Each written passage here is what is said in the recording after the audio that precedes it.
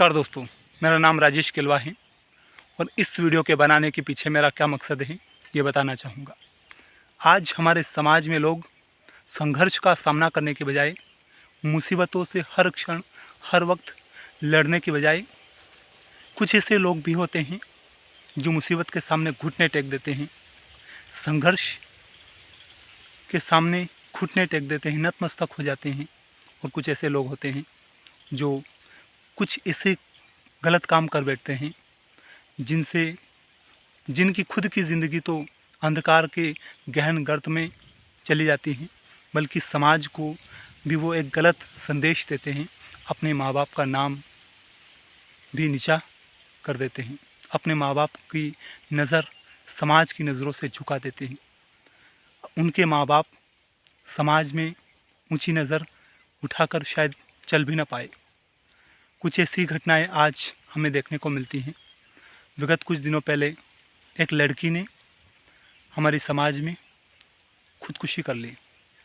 कुछ ऐसे हालात रहे होंगे जिससे हालांकि उसने खुदकुशी की।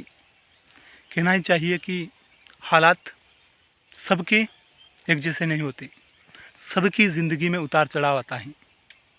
भगवान राम जो रात को उन्हें पता चलता है कि मैं राजा बनने वाला हूँ, महाराज दशरथ के द्वारा, गुरु वशिष्ठ के द्वारा और भी मंत्रियों के द्वारा सुबह उन्हें वनवास जाना होता है। लेकिन भगवान राम की यात्रा हमें ये सीख देती है कि हमें जीवन में कितनी भी खराब परिस्थितियाँ आ जाए, कितनी भी विपरीत परिस्थितियाँ पैदा हो जाए, फिर भी हमें ज़िंदगी से निराश नहीं होना चाहिए। हमें अपनी ज़िंदगी से हार नहीं मानना चाहिए, क्योंकि ज़िंदगी है तो सब कुछ संभव है। परिस्थितियाँ आज अगर प्रतिकूल हैं तो कल अनुकूल भी होंगी, लेकिन वो तब होंगी जब आपकी ज़िंदगी सकुशल है। अगर आपकी ज़िंदगी ही ख़त्म हो गई तो परिस्थितियाँ तो अनुकूल प्रतिकूल की बात ही छोड़ दीजिए आप।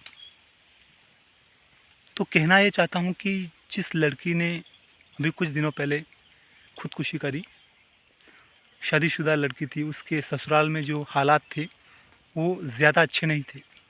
सास ससुर का थोड़ा उनके लड़ने झगड़ने का प्रचलन था और उसका जो हस्बैंड था वो भी उसके साथ बहुत अच्छे से व्यवहार नहीं करता था। लेकिन इसका मतलब ये तो नहीं है कि आप ज़िंदगी से ही हार मान जाए। आपके माँ बाप को आप बोल सकते हैं। अगर माँ बाप भी आपके जज्बात को न समझे तो आपके और भी बहुत सारे रिश्तेदार होंगे, मामा के परिवार में कोई होंगे, आपके बुआ के परिवार में कोई होंगे, या दूर के और भी अंकल आंटी के रिलेशन में बहुत सारी रिलेशन होती हैं। आपके समाज में कोई भी तो ऐसा होगा, समाज में, आस पड़ोस में, दोस्त में, रिश्तेदार में कोई तो ऐसा होगा सज्जन जो समझदार हो, आपकी बात को समझ सके। आप उससे अपने पूरे हालात बताइए कि ऐसी और ऐसी परिस्थितियाँ मेरी पैदा हो रही है मेरे घर में, जहाँ पर मैं रह रहा हूँ या रह रही हूँ। और कल से अगर कोई ऐसी घटना, पहली बात तो होनी ही नहीं चाहिए। ये क्यों कहें कि ऐसी घटना होती है तो मुझे ज़िम्मेदार मत ठहराना। पहली बात तो होनी ही नहीं चाहिए। खुदकुशी जैसी घटना मुझे लगता है कि बहुत ही गलत और बहुत ही बुरा कृत्य है। शायद इससे बुरा कृत्य उस ईश्वर की तरफ से आपके लिए कोई हो ही नहीं सकता। ईश्वर नहीं चाहता है कि आप ऐसी घटना को अंजाम दें। ईश्वर ये चाहता है कि आप संघर्ष करें, मेहनत करें, परिश्रम करें, पसीना बहाएं, हालातों का सामना करें, क्योंकि वो ईश्वर, आप कहते हैं कि उसका काल आ गया था, टाइम आ गया था, इसलिए उसने ऐसा गलत कृत्य कर लिया। ऐसा संभव ही नहीं। शायद हमने भगवान राम की गाथाएं, भगवान कृष्ण की गाथाएं सही से नहीं पढ़ी, उनका सही से गहन मंथन नहीं किया, चिंतन नहीं किया।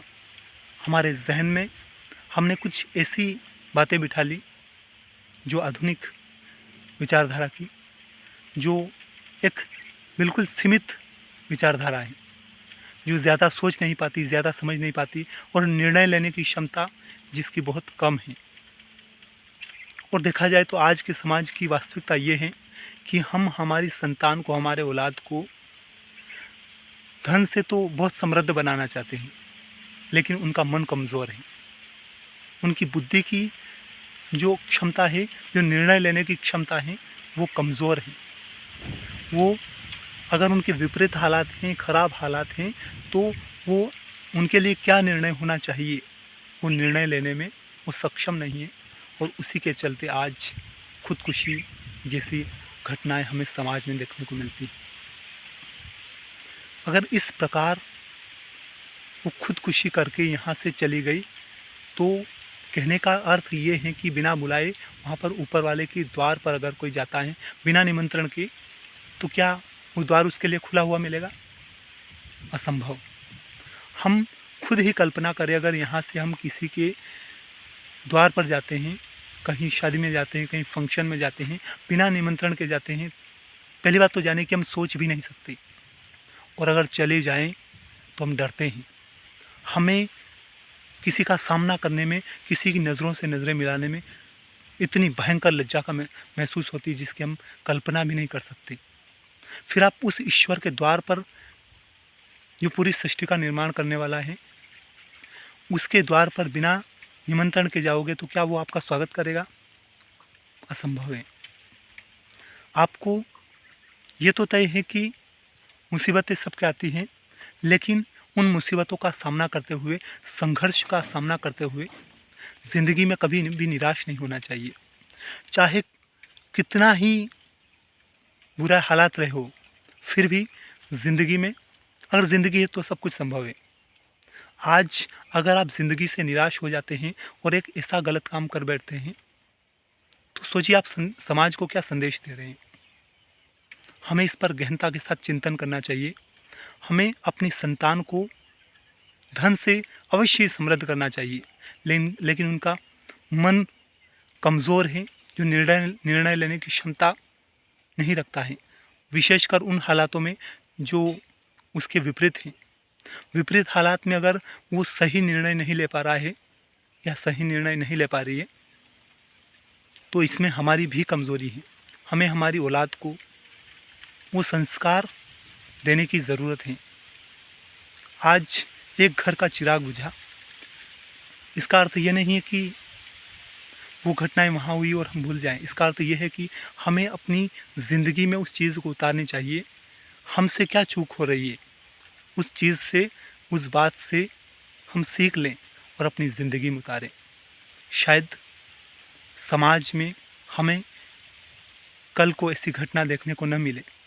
अगर आज इस पर हम गहनता के साथ चिंतन करते हैं, मनन करते हैं, मंथन करते हैं और इन बातों को अपनी ज़िंदगी में उतारते हैं, इनका पालन करते हैं। बस यही कहने का मकसद है। काफ़ी और भी बातें हैं, कही जा सकती हैं, लेकिन यही कहना चाहूँगा कि ऊपर वाला हमेशा आपके लिए अच्छा करता है। बस आपको उस ऊपर वाले पर, उस ईश्वर पर विश्वास करना चाहिए। उस ईश्वर से निराश नहीं होना चाहिए। ज़िंदगी से कभी भी निराश नहीं होना चाहिए। ज़िंदगी है तो सब कुछ संभव है। उतार चढ़ाव सबकी ज़िंदगी में आते हैं। भगवान राम की ज़िंदगी में भी उतार चढ़ाव आए, उन्होंने भी संघर्ष किया। तो हम अगर संघर्ष से भाग जाएं तो ये बिल्कुल भी संभव नहीं है और नहीं भागना चाहिए। हमेशा ज़िंदगी में संघर्ष का सामना करना चाहिए, संघर्ष को अपने सीने से लगाना चाहिए, तो ही आपकी ज़िंदगी बेहतर बनती है, तो ही आपकी ज़िंदगी निखर पाती है। बस यही कहना चाहूँगा कि अपने माँ बाप का, समाज का नाम रोशन कीजिए, अच्छा कर्म कीजिए। धन्यवाद। इस वीडियो में यहीं तक है। आपका बहुत बहुत आभार। जय श्री राम। धन्यवाद।